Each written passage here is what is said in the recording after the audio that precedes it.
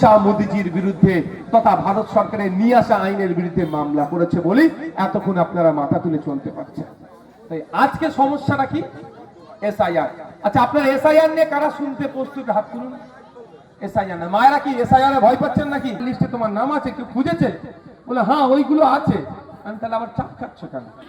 আর না থাকলেও তোমার যা ডকুমেন্টস আছে তুমি চিন্তা নেই, নাকে তেল দেবো না। এটা আতঙ্কিত করা হচ্ছে। এই আতঙ্কিত হতে আমি বারণ করছি আপনাদের। আমি একটা উদাহরণের জন্য বলি, এই ঘোজের মাঠ, এই জায়গাটার নাম পাড়ার নাম কি? ঘোজের মাঠে। এখন তো আমাদের এখানে পালোয়ান লোক আছে, আমরা জানি ঘোজের মাঠের পালোয়ান লোক আছে। কোথায় গেল সব? আছে পালোয়ান লোক, আমি জানি। এবার বলুন পালোয়ান লোক কি দিয়ে বলি।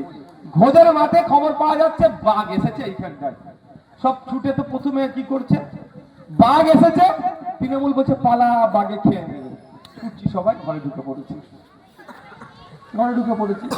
তো তৃণমূলের কাজ কি হবে? বাঘটাকে ধরে খাঁচাই ভরা।